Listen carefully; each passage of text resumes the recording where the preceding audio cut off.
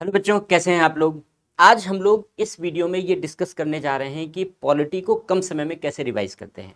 देखिए, रिवीजन के बहुत सारे स्टेजेस होते हैं, लेकिन आज हमारा फोकस केवल इस बात पर होगा कि अगर हमारे पास समय बहुत कम है तो हम उस कम समय में पॉलिटी को कैसे रिवाइज कर सकते हैं, जिससे हम मैक्सिमम क्वेश्चंस को प्रिलिमिनरी एग्जामिनेशन में अटेम्प्ट कर सकें और हम अपने आप को प्री में सेव कर सकें। तो यही पर्पस है हमारा डिस्कशन करने का। देखो, अगर हम प्रीवियस ईयर के क्वेश्चन की एनालिसिस करें तो बिल्कुल क्लियर है ये कि कुछ हिस्सों से क्वेश्चन फ्रीक्वेंटली पूछे जाते हैं। वैसे तो यूपीएससी का एग्जाम है, अनप्रिडिक्टेबल है, कुछ भी पूछा जा सकता है। यूपीएससी के जो एक्स चेयरमैन थे, उन्होंने ये साफ तौर पर डिक्लेरेशन किया है कि हम यूपीएससी को अनप्रिडिक्टेबल बनाना चाहते हैं, जिससे कि कोई भी क्वेश्चन गेस ना कर सके कि क्या आने वाला है, जिससे कि आप सब कुछ पढ़ करके जाओ, एक कॉम्प्रिहेंसिव कवरेज करके जाओ। ये उनका एक बेसिक थॉट प्रोसेस था जो यूट्यूब पर अवेलेबल है, उन्होंने इस बात का डिक्लेरेशन कर रखा है। लेकिन इसके बावजूद भी हर टॉपिक में कुछ पार्ट ऐसा होता है जो ज़्यादा इम्पॉर्टेंट होता है, ज़्यादा महत्वपूर्ण होता है और क्वेश्चन उसी के इर्द गिर्द आते हैं। और वो दायरा जो बहुत इम्पॉर्टेंट है, वो लगभग 30 से 35% आप मान लो। जो उससे थोड़ा सा इम्पोर्टेंस को और हम एक्सप्लोर करते हैं तो वो 60% मान लो। तो इस तरीके से हम दायरे को और एक्सपैंड करते चले जाते हैं। तो जब हमारे पास पर्याप्त समय होता है हम फुल रिवीजन करते हैं, लेकिन कम समय में रिवाइज कैसे करना है, तो इसके लिए हम उस दायरे को आइडेंटिफाई करते हैं जो हमारा 30-35% वाला दायरा है, जहां से मैक्सिमम नंबर ऑफ क्वेश्चंस पूछे गए हैं, पूछे जाते हैं और भविष्य में पूछे जाने की संभावना रहती है। तो हम उस छोटे से दायरे को आइडेंटिफाई करते हैं और पढ़ते हैं। एक बात। दूसरी बात, कैसे पढ़ते हैं इस बात की भी चर्चा करते हैं। तो देखो, जहाँ तक बात पॉलिटी की है, तो पॉलिटी को हम लोग जब पढ़ते हैं तो दो पार्ट में डिवाइड कर लेते हैं। एक तो एब्स्ट्रैक्ट पार्ट है और दूसरा जो प्रैक्टिकल एस्पेक्ट है, जहाँ अलग अलग तरीके की सरकारों के गठन की बात की जाती है। तो सबसे पहले हम सरकारों की बात कर लेते हैं। मैक्सिमम क्वेश्चन आप देखोगे तो यहाँ से आपको मिलेंगे। तो एक तो संघ की सरकार की बात हो गई, यानी यूनियन गवर्नमेंट की बात हो गई कि कैसे हमारी गवर्नमेंट बनती है, यूनियन गवर्नमेंट ना। ये मत समझना मैं आरएसएस की बात कर रहा हूँ, संघ मतलब आरएसएस नहीं है। तो संघ सरकार, यूनियन गवर्नमेंट यानी केंद्र सरकार। तो केंद्र सरकार हो गया, राज्य सरकार हो गई ना, स्टेट गवर्नमेंट हो गया इसी तरीके से। और यहाँ पर फिर संघ राज्य संबंध हो गया, यूनियन स्टेट रिलेशन हो गया। तो संघ राज्य संबंध हो गया। ये तीन बड़े टॉपिक हो गए मोटे, जहां आपसे क्वेश्चन पूछे जाते हैं। और इनमें भी ये जो पहला टॉपिक है जो यूनियन गवर्नमेंट है, मैक्सिमम क्वेश्चन आप देखोगे प्रीवियस ईयर में ज़्यादातर क्वेश्चन यूनियन गवर्नमेंट पर पूछे जाते हैं।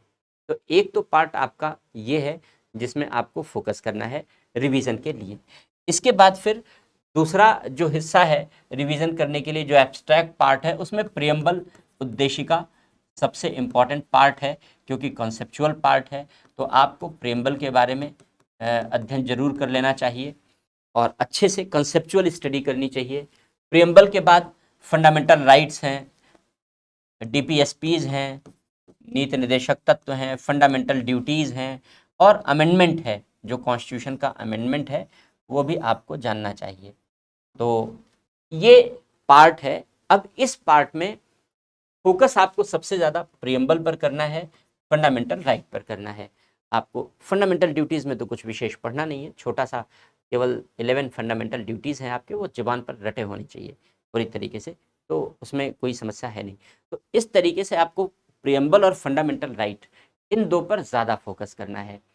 हाँ, जब हम सरकारों के गठन और अध्ययन के विषय में चर्चा करते हैं, तो उस गठन के अध्ययन, सरकारों के अध्ययन में एक पार्लियामेंट्री सिस्टम है, संसदीय प्रणाली है, और इस संसदीय प्रणाली के साथ संघीय ढांचा है।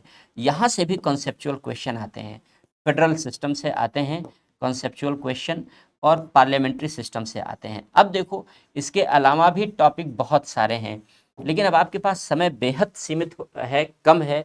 तो ऐसे कम समय में आप इस बेसिक कॉन्सेप्ट को कवर करो, प्रियम्बल फंडामेंटल राइट देख लो, और जो यहाँ पर सरकारों में संघ सरकार को नंबर 1 प्रायोरिटी दो रिवाइज करने के लिए। तो अगर समय बचता है तो फिर आप state government union state relation भी रिवाइज कर सकते हो, नहीं तो यूनियन गवर्नमेंट जरूर रिवाइज कर लो। तो कम समय में रिवीजन के लिए इन टॉपिक को सिलेक्ट करके रिवीजन करना जरूरी है। अब एक बात तो ये हो गई, क्योंकि हमने कहा कि आपने कहा कि भाई समय हमारे पास बेहद कम है, 15 दिन बचे हैं, 1 महीने बचे हैं, तो इस 15 दिन में हम क्या पढ़ सकते हैं, तो 15 दिन में आप ये पढ़ लो। अब इसके बाद दूसरी बात ये है कि और इम्पॉर्टेंट टॉपिक भी कुछ छूट जाएंगे इसमें, क्योंकि पॉलिटी का सिलेबस तो और भी बहुत बड़ा है, बहुत सारी चीज़ें इसमें छूट जाएंगी। तो वो कैसे कवर करें, उसको देखो करंट से कोरिलेट करके। अब अगर करंट में कोई इशू पिछले 1 सालों में आया है चर्चा के केंद्र में, तो उससे क्वेश्चन बनने की संभावना बन जाती है।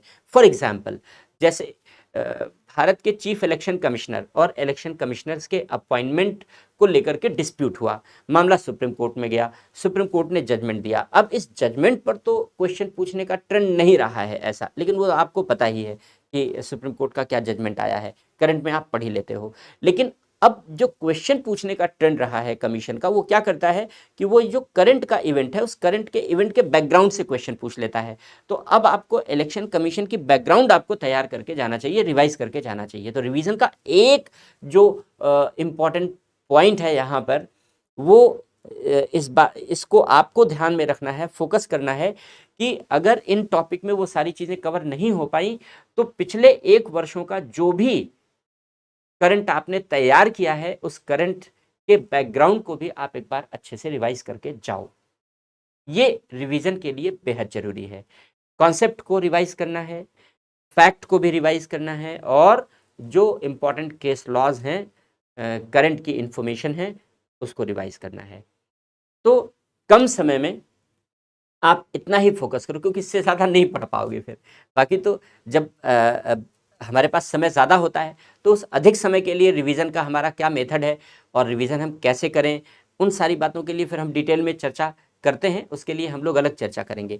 लेकिन बेहद कम समय में हम लोगों को रिवीजन के लिए केवल इन बातों पर फोकस करना चाहिए और इतने टॉपिक पर फोकस करना चाहिए। बाकी मैंने पहले ही बताया कि टॉपिक बहुत सारे हैं, आप कम समय में कवर नहीं कर सकते, लेकिन कवर करने का तरीका यही है कि पिछले 1-1.5 सालों में, 1 साल आप मान के चलो, पिछले 1 साल में जितने भी करंट के इश्यूज सामने आए हैं, उससे रिलेटेड बैकग्राउंड भी रिवाइज करके जाना। बेड़ा पार, गारंटी मेरी। पॉलिटी के क्वेश्चन फिर आपके दायरे से बाहर नहीं आएंगे, और इसी दायरे में पॉलिटी के क्वेश्चन आपको मिल जाएंगे। और पॉलिटी के क्वेश्चन बेहद ईजी होते हैं, क्योंकि बहुत ही सरल हिस्सा है पॉलिटी, सबसे इंटरेस्टिंग पार्ट है पॉलिटी। इसलिए पॉलिटी के सारे क्वेश्चन सही होने चाहिए, या यूं कहो मैक्सिमम सही होने चाहिए, गलतियां नहीं होनी चाहिए। और मैं होप करता हूं, उम्मीद करता हूं कि आप पॉलिटी के सेक्शन में गलतियां नहीं करेंगे, क्योंकि बहुत ही इंटरेस्टिंग पार्ट है। वही सिस्टम है जिस सिस्टम को आप रन करने जा रहे हैं, जिस सिस्टम में आप वर्क करने जा रहे हैं। तो इस नज़रिए से पढ़िए, और मेरी बहुत सारी शुभकामनाएं आपके साथ हैं। God bless you. Thank you.